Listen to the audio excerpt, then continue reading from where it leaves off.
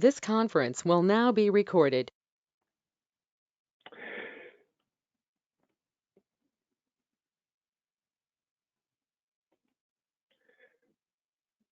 So this webinar relates to the COVID-19 international responses and international highlights. We put together quite a few informative, we find hopefully informative slides for everybody to get a better picture of what is happening outside of this country, what relates also to coverage, and then also we'll finish with a couple of highlights for coverage we have been involved with, some easy ones and some more difficult ones, subjects. And hopefully you can also take this away with clients who have respective needs within your portfolio or new clients you might win. Start off with the European Union countries. All European Union countries, they allow only limited activity at this point in time. There have been some sort of small reopenings in certain regions, but the only country which actually has not closed down has been Sweden. So they have continued with their life despite the lockdown in most other countries. There have been even border controls initiated again between the Schengen Agreement countries. So most of you might know that within the European Community countries, normally you can travel easily between Portugal and all the way really towards Russia without passing any border control, because all these countries are part of the Schengen Agreement, but right now the borders are closed within really even France and Germany, which has been always open since the 1960s. So insurance carriers and brokers, they set up their working environments during really the past 4 to 6 weeks. So everybody is functioning, but we incur quite a few delays when we place local coverage within the German market, as people don't have the full infrastructure. Just to maybe give a little bit of a background for you, in Europe, the Wi-Fi network is not as strong as it is in most parts of the US, where we benefit from a much stronger build out, in particular in the large cities where people are living. So particular countries and regions have been hit more harder than others. So Italy, you might have seen it, surrounding areas of Milan in particular, and Bergamo has been bad of it. Bergamo being part of soccer games. People are interested in soccer. Atalanta Bergamo against Valencia was one of the last Champions League games, and this event has spread to a terrible spread out in this region. And similar things can be said about Madrid and the Catalonia region, which is the Barcelona region in Spain. So where are we on the process of reopening? It's been started in certain countries. Denmark, Austria, and Spain have been on the forefront, but even within the heartland country of Germany, there has been limited already opening taking place. Right now, there also are shops open who have a space of up to 800 square meters, which means you have the small retail stores who are able to open. The ones who cannot open yet are the big shopping centers. The manufacturing sites, there are actually quite some tests operated at this point. There is not a full opening. Most of the workers in Germany are still on short-term work. So this is kind of a special arrangement where the government supports the employers and pays altogether between employer and government 67% of the salary, and up to 70% if you also have a family with a child. But what they're doing there's one particular manufacturing site very close to Aachen on the Dutch border, Belgian border. What they have been doing is the temperature testing, in addition to now the enacted virus testing, which becomes more available, as you know, also in the US. Every day we're going to see more testing things available. They keep their distance in the distancing rule, and they also have personal protective equipment in order to keep people safe. So that's what's been happening, and that's where we stand really on the European community countries. So what about the coverage considerations? Health insurance and workers' compensation do not exist in the way they exist in the US. Most of it is covered by social security providers, and that's very much the same as we go to different countries. It really doesn't matter whether you're talking about the Netherlands, France, Germany, Spain, Italy, Austria. They're not all the same, but comparable, the system. So, which means the brokers or your broker partners right now do not place any coverage. That means there is really not such an issue as we are facing it here in the US, where employee benefits and health insurance coverage is part of the employee benefits, and most of you, I'm sure, have had their issues during the last couple of weeks. Property business interruption is very much this, like the same picture also across. There is really no trigger of a property damage, which means because of the failure of trigger, because pandemic is really ordered by the government, there is no coverage available in the marketplaces across Europe. That having said, employer's liability is also something I wanted to reference here. It's also covered by the social security providers. There's only some exceptions available if we talk about a gross negligence act, but I want to mention that there could be possibly an intent in such gross negligence as well, or like an intentional act enacted if like an employer goes and orders employees to go to their workplace while it is not safe to do so. So there could be potentially a liability, and that kind of liability is normally then also can be placed under the respective local liability policy. How is it about the United Kingdom? United Kingdom is right now not anymore part of the European community. They're separate, they're having a Brexit, but at the end of the day, they're still falling back on most of the European community's legislative initiatives and legislation which is in place and enacted in the United Kingdom. The insurance carriers also have set up mostly working remotely environment, and they have done so also in the same period as in the European Union. Particular regions they are affected are also the big cities, London and Birmingham being the largest ones, and mostly related in the southern part of the UK. As it was in the news also on the various channels here in the US, the numbers of deaths unfortunately have also been going up, so they're also incurring like a very big wave, and the UK has not passed its peak at this point. So how it is regarding employer benefits? Employer benefits in the United Kingdom are provided by National Health Service. That is the governmental institution providing healthcare services for all United Kingdom citizens and people falling under the social security system. You might have seen that even Boris Johnson was treated in such a facility, in such a one facility hospital in London while he was recovering from COVID-19. For property and business interruption, there is also no coverage available, beside the fact that, there is, as I mentioned before, we don't have a trigger. The other issue is also that pandemic exclusions also exist in many policies. This is almost double done, so that actually coverage will not be granted, as it's very hard to really calculate that from an underwriting standpoint. The only place where occasionally you might find wording which could cover it is really on the London Market manuscript basis.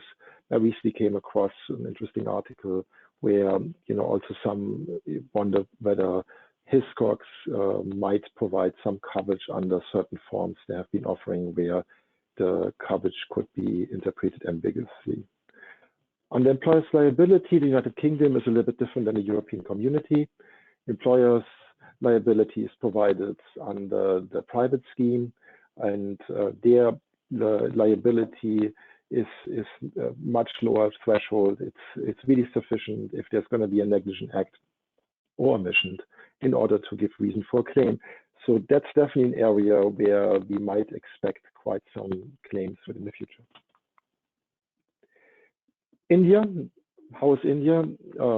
I picked this country because a lot of US companies have subsidiaries. There's a lot of outsourcing centers, and we also see a lot of business going there from the US. They have also closed their offices.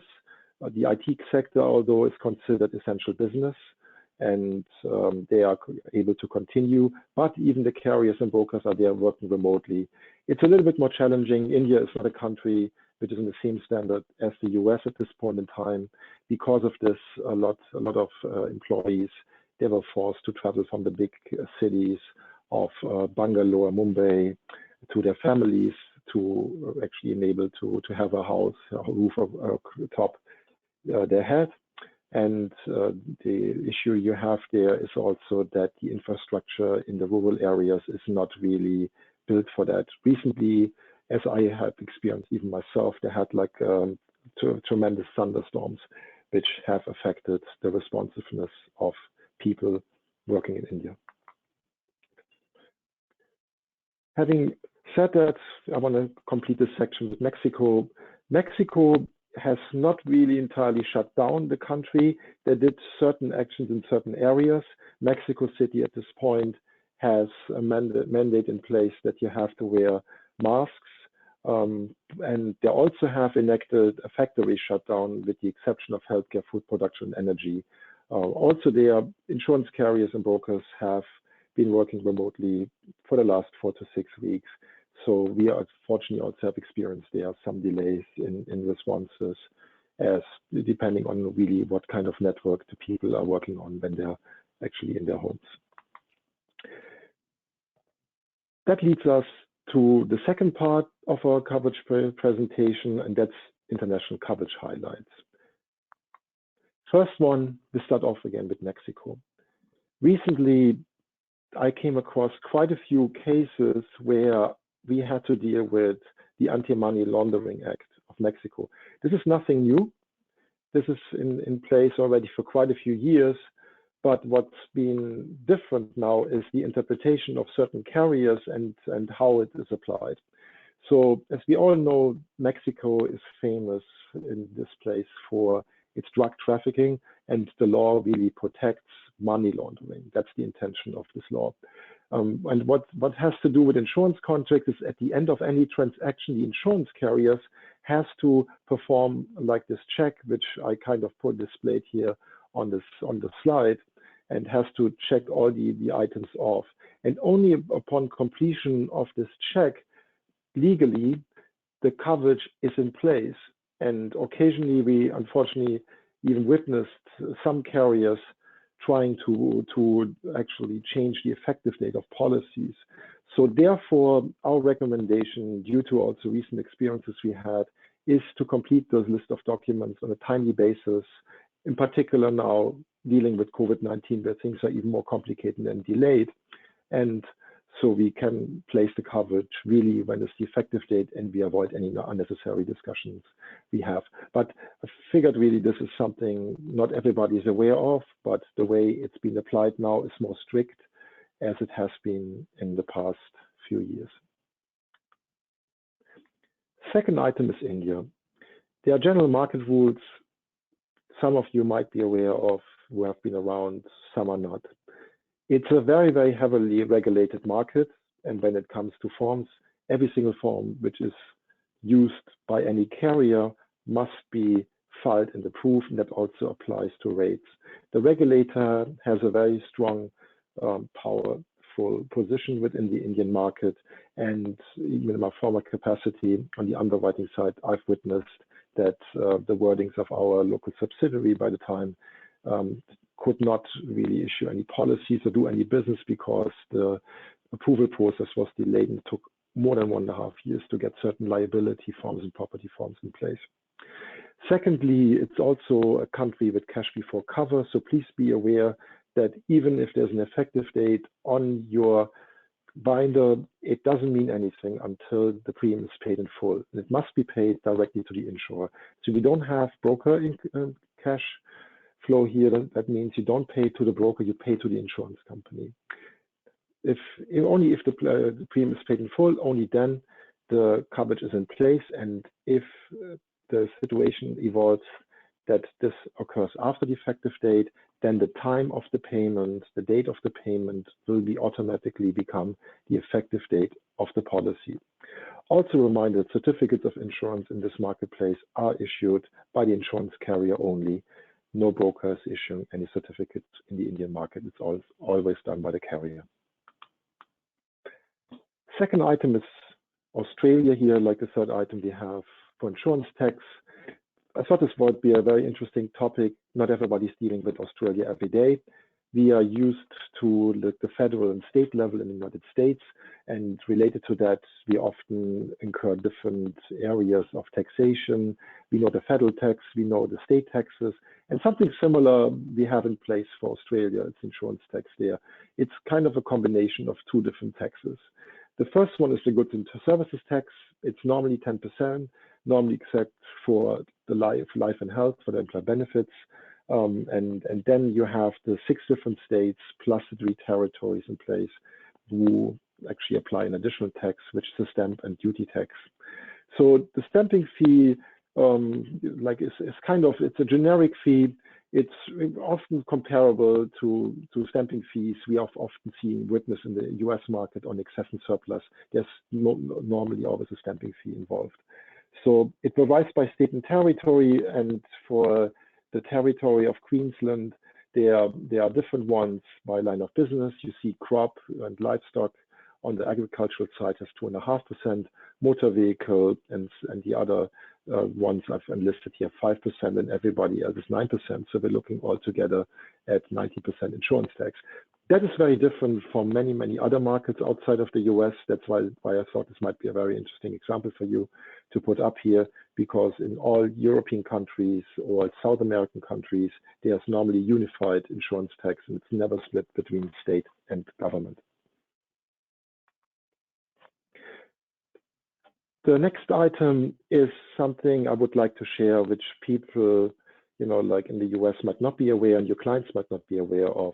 It's something not entirely new, but it's the concept is very, very against really US law, at least at this point. So in 2004, we had a European directive coming into place, which asked to implement national laws for environmental protection. And as you might be aware, in Europe, we have very strong green developments. In fact, in quite a few countries, the Green Party has a share of 20 or more % in the parliaments or regional parliaments. And therefore, this is something which is very, very, very big on Europeans' minds. And the way it's done, the principle is really upon the way that the polluter pays. And effective July 1st of 2007, like all the European countries, they were asked to implement respective coverage. So as a follow-up to this, I included some snapshots of the German version of this law. In the German version of the law, which is really comparable to many neighboring countries, including France, Netherlands, Belgium, Czech Republic, Poland, you can really name it, addresses it in the way that it has to really pay ecological damages caused by pollution to an accident, and then has to set right, so to speak, to make right the environment again with respect to protected species and natural habitats. So in other words, we have certain protected areas here. We know it also here in New York. We have in upstate quite a few, and in many other states, parks and natural and protected environments. It's comparable to that. So it applies to commercial active persons and bodies, which means to companies which are our insured abroad in Germany, and they have to avoid the environmental damage and then actually arrange for cleanup and resettlement of those species. So the liability applies to water, ground, and biodiversity. There is a correspondent to it. This is the law. The correspondent to it is the environmental damage insurance. Not to confuse with the environmental liability insurance. This is like a different one, because the environmental liability insurance has been enacted since 1990, also exists across most countries in a very similar fashion than in Germany. And environmental liability insurance, just as a reminder, it provides coverage against like equipment, like tanks on site of any insured in the German territory, and applies to strict liability, which is the law in Germany and all other European countries. So the environmental damage insurance, on the other hand, is corresponding to the legislation we just covered, and it's normally distributed within models you can purchase. The damage must be caused by direct activity of the commercial person entity, and the cause of endangerment has to be set for one of the ones enlisted before and kind of reflects what the law has said. What is insured? It's cleanup costs for pollution, and also on its own premises is available. As you can imagine, if you also cover the pollution on your own territory, it's more pricey and there is more additional premium charged by the markets. So, and also additional coverage is available if if you have it also like within like specifically on your water ground.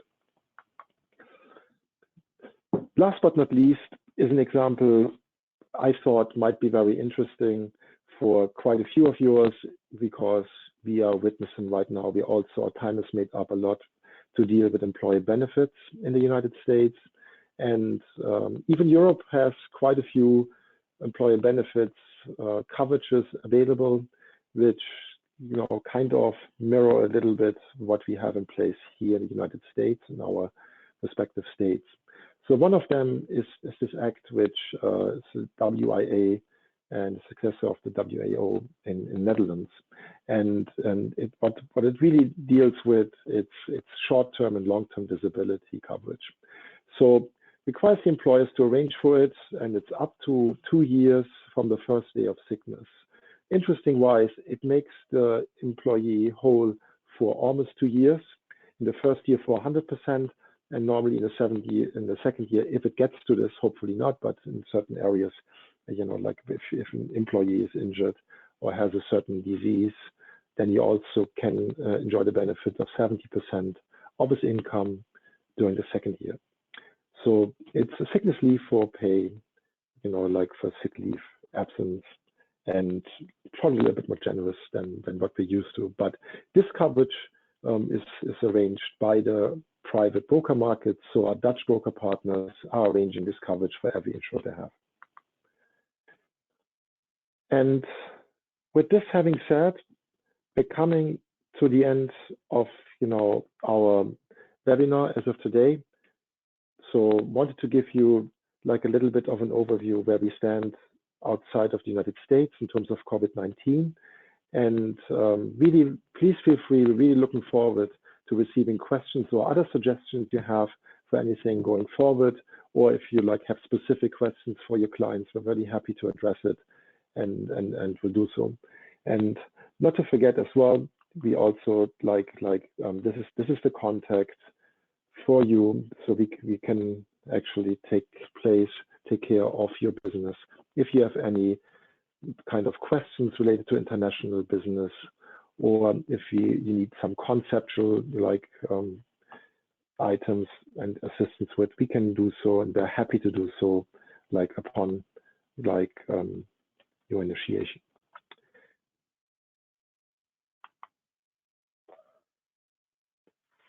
So here we're coming to the end of our presentation. I don't think anybody, if you have used I think I've received a couple of questions here by email, and maybe go to a couple of things. There was something, yes, I actually saw something coming in here. That's very interesting question.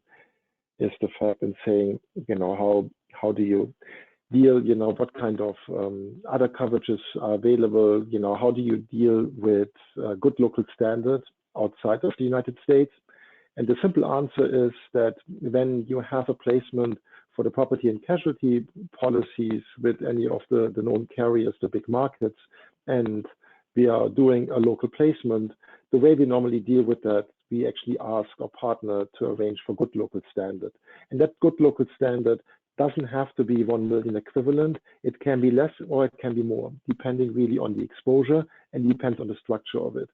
So yes, it varies, and as you can imagine, the limits of liability vary very much between countries of, for example, South America or Africa, in comparison with a country like Australia, where the limits of liability, in particular for liability, can be dramatically higher on a local basis, and the carrier will then certainly ask for respective higher coverage. Another coverage, there was another question coming along saying that, okay, like environmental liability insurance in Germany, what, again, want to reiterate the fact that environmental liability insurance is something which is a strict liability and corresponds to the to the Act of 1990, and a directive also coming out in the 80s out of the European Community. And this is something which is enacted across. There have been other legislation enacted prior to it, something we call the Wasserhaushaltsgesetz, is a very interesting one. It's something which requires cleanup. It's still in place, actually, in Germany, and it's also included within this coverage, but was a specific law, was enacted before the enactment of this law, and it requires cleanup underground for water streams. So yeah, this is kind of all the questions I can answer for as of today. I think we're coming to the end of our webinar. As I see, we're now at 29 minutes. I want to thank everybody for their participation, and also partnering with us and taking the time this afternoon. And I wish everybody to stay healthy and safe as we get through this crisis and we go do this together. Thank you so much, and have a great afternoon.